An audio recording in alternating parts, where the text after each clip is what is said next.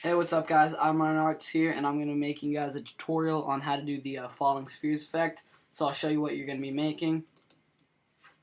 I'm going to try to make something like this, except we won't be including the text.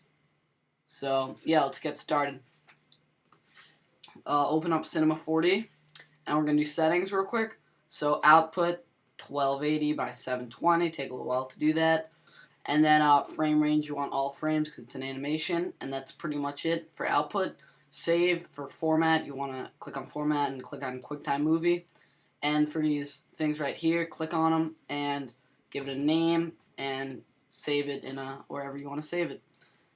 And then we are going to click on options, and for our mouse's ray depth, you want 6, reflection depth, you want 2, and shadow depth, you want 6. And that just gives it a quicker render, I'm pretty sure. And now effect, we're gonna actually want to add a lot of effects. Ambient occlusion, global illumination, depth of field, and object motion blur. And we're gonna be adding these real quick. So click on ambient occlusion. For contrast, you want 30%, around 30%. You can experiment with that. That just means how dark the shadows are. Global illumination, keep that the same, and for this box, make the first two things low for faster render. Depth of field, you want the blur strength, change that to 3%, and click on check off use gradients. And I don't really know too much about motion blur, so let's just keep that at 100%, but if you know what a better setting is, go right ahead. So, yeah, let's get started. First, we're going to add a floor, and that is what the spheres are going to land on. And you're going to want to right-click on the floor and click on MoGraph tags and click on rigid body. And then what we're going to want to do next, actually, you're going to, as you can see in my video, I'm just going to open this up for you real quick. It kind of has like an infinite background, so I'm going to show you guys how to do that. Just minimize this for reference. You are going to click on the 4 arrows and click on background, and then right click on the floor again and go to Cinema 4D tags, go down and find compositing, and then you're just going to check off compositing background. So this way it just has like an infinite floor effect. And let's choose the material that's going to be used on the floor. I just did white. So you guys can do whatever you want. You can do anything. It's cool if you add a little bit of reflection. I tried it, didn't really work too much. So I'm just going to do check off luminance with like 50-60%. And you're going to drag that onto the floor and drag it onto the background. So just a little tip for you guys, if you just want a quick idea of how something looks and you don't want as long of a render, go to these 4 things and keep this 4-way view open and make sure you're in this top left view and just render it, so it'll just give you a smaller, quicker render. So let's just check that out and see how that's working. Well, that's what we want. We just want pretty much an infinite floor effect. So let's see. Now we're going to add a light. So drag this up a little bit and just keep it in the center and drag it up, and that's fine. So now let's start adding the spheres that are gonna fall down. So you're gonna click on this cube, hold it down and click on sphere. Now let's edit the spheres. Let's make it the radius 20 and the segments 50. That looks good. And let's make a material for the sphere. We're gonna use different colors just for fun. So make a new material, and let's try a black.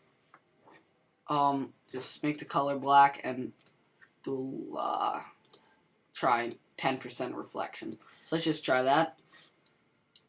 Actually, since Christmas is coming up, we'll try red and green. So for color, make it red, check off luminance, and change the luminance color to red, and move the brightness of the luminance down to around 50%. And then go to reflection, check it off, and for texture, you want Fresnel. You can just keep that the same.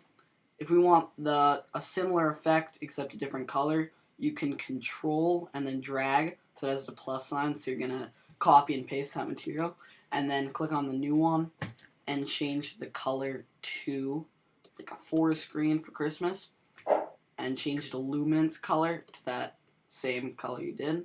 You guys can do whatever color you want. I'm just doing red and green. So drag the whatever color you want to start with onto the sphere, and to make it so you have a lot of them, go to MoGraph and go to Cloner Object, and then you're going to drag the sphere into the Cloner Object. So now you can see you have 3 of them, but you're going to want a lot of them, so click on the Cloner Object and go to Object. For mode, you want Grid Array, and for count, let's try 4 by 4 by 4, and that gives you more spheres. And of course you can play around with the count. If you get to like 7 or 8, Cinema 4D pretty much isn't going to work. I'm just warning you.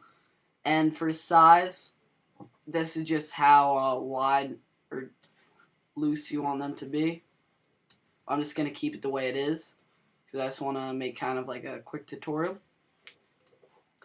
So you have that kind of like an array of spheres. And let's see, what do we want to do next? Copy and paste this Cloner Object and drag it under. And then, so you have 2 of them. And then you're going to drag this on top, so you kind of have like 2 sets of these. And for this, for the second one, the second Cloner Object, click on the sphere and get rid of the red color, and then drag in your other color, which mine is green. So let's render this out real quick, see how it looks.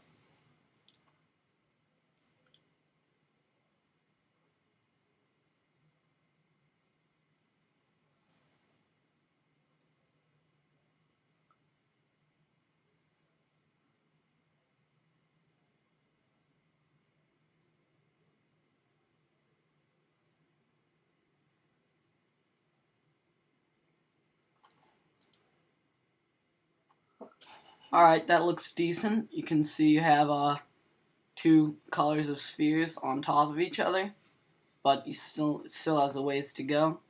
So I just want to check something for reference real quick, guys. And I might cut this part out later, but let me just open this project up real quick. I want to just check something.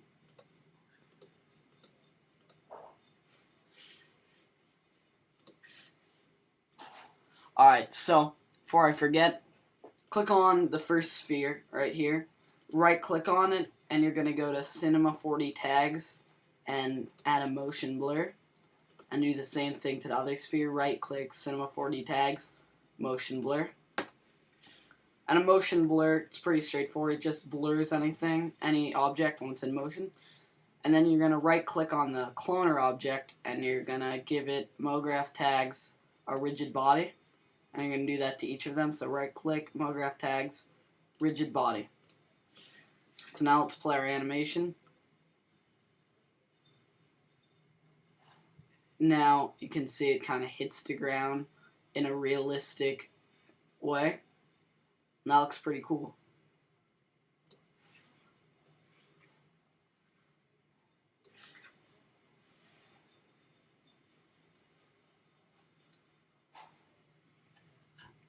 Alright, now we're going to add some, the camera shake and the depth of field effect. So you're going to load in a camera by clicking these 4 arrows and clicking camera. And then you are going to click on this little black box of the camera, so you see out of the camera.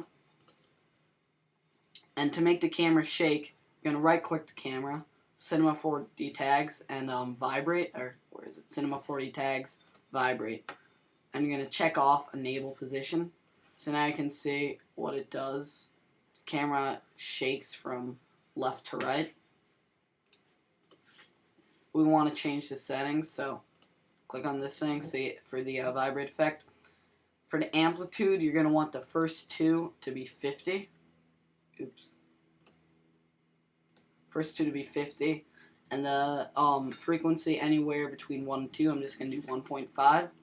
Now if you drag through it, you can see the camera kind of shakes a little bit. Just gives it a more realistic effect. Now to get the depth of field effect, which for you guys that don't know, it just means either the front is blurred or the back is blurred. Go into these 4 views and click on the right one. And zoom out a bit, so about right there so you can see the camera. And what you're going to do is click on the camera and go to depth and check off rear blur.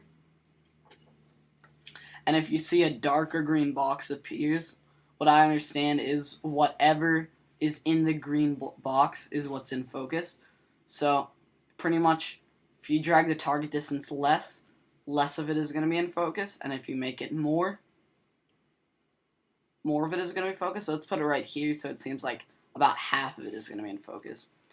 And just render that top left view. That looks pretty cool with the shadows and the reflections and everything. And you can see the back is blurred. But it seems like a little bit too much is, so let's drag that more. And you guys can just experiment with this, but mine, I think I'm going to try 2,500. See how that works.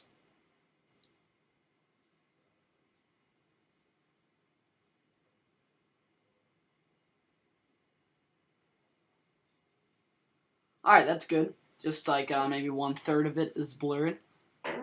So, let's go back to the main view. I think we're pretty much all set. You might want to move each of these objects up a little bit so that they aren't visible at the beginning. And then zoom the camera in.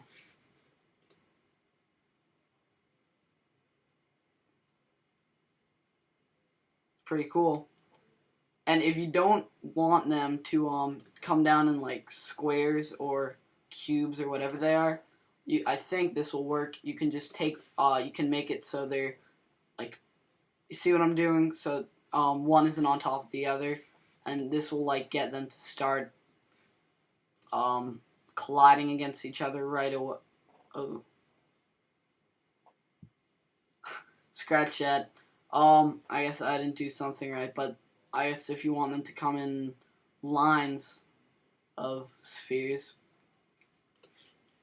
That's your tutorial, guys. I showed you guys how to get all these different colored spheres to bounce, and you got a motion blur effect, and depth of field, and some nice colors going on, and of course the shadows, which makes it look more realistic. So when you're satisfied with your product, just click over here to render it. And if you guys have any questions, leave a comment. If you liked the tutorial, please subscribe. Thanks for watching, guys.